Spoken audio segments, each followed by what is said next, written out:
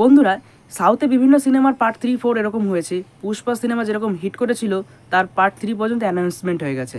তো এবার আমরা যদি বাংলা সিনেমা নিয়ে যদি বলি যে বাংলা সিনেমায় কোন সিনেমা আছে যে সিনেমার পার্ট 3 অবধি অ্যানাউন্সমেন্ট হয়ে গেছে, আমাদের বাংলাতেও কিন্তু কলকাতা সিনেমাতেও পার্ট 2 পর্যন্ত হয়েছে, পার্ট 3 অ্যানাউন্সমেন্ট এখনও বা কোনো সিনেমাই হয়নি। তো এখন রায়ান রাভি অ্যানাউন্সমেন্ট করে দিয়েছে যে তুফানের পার্ট 3 আসতে চলেছে, তার অ্যানাউন্সমেন্টও করে ফেললো। মানে কত বড়োভাবে পরিকল্পনা করেছে সেটা বোঝা যাচ্ছে। এবং তিনি কিন্তু বরাবরই যেটা বলছেন, তিনি কিন্তু পুষ্পার মতোই একটা সিনেমা বানাতে চাইছেন, পুষ্পা কেজিএফ, যে সেরকম সিনেমা মানে একটা মানে চারিদিকে বোম ব্লাস্ট করার মতো একটা সিনেমা, যে সিনেমাটা নিয়ে মানে চারিদিকে আলোড়ন হচ্ছে। তো এর আগে বহু সিনেমা হতো, তখন তো এত গল্প বা কন্টেন্টের দিকে জোর দেওয়া হতো না, তখন সিনেমা চলতো, সিনেমা হিট করানো হতো এবং সেগুলো এমনি মানুষের মুখে মুখে থাকতো। এখন সোশ্যাল মিডিয়ার যুগে সিনেমাগুলোকে লোকের মুখে মুখে নেওয়াটা প্রচণ্ড ডিফিকাল্ট একটা জিনিস।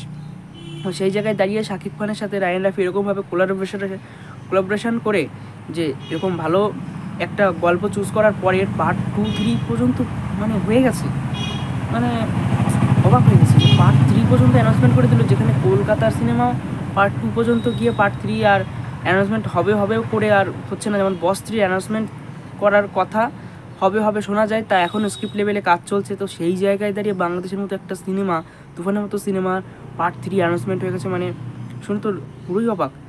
মানে কী বলবো, হঠাৎ এক্সাইটমেন্টটা আরও বেড়ে গেল যে পার্ট 3ও আসবে।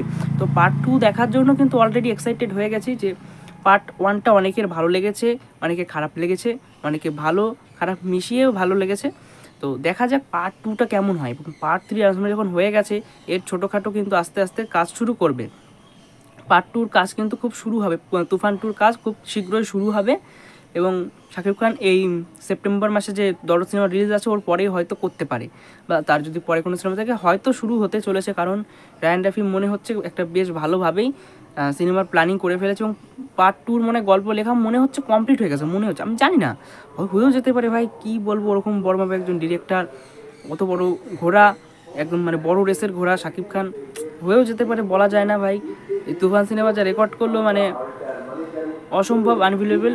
এবং বিভিন্ন জায়গায় যে পরিমাণে লোকে দেখেছে, সেটা ভালো লাগুক খারাপ লাগুক, হলে গিয়ে দেখেছে, এটা কিন্তু বড় কথা, হলে গিয়ে সিনেমাটা দেখেছে। কারণ এখনকার যে সোশ্যাল মিডিয়া আসার জন্য কিন্তু হলে গিয়ে সিনেমা দেখার যে আগ্রহটা সেটা কিন্তু কমে গেছিলো।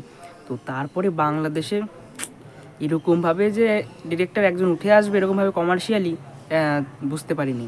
এর আগে তার একটা কাজ দেখেছিলাম সুরঙ্গ বলে, তো সেইটা পরে আমি দেখেছি, হলে গিয়ে দেখা হয়নি।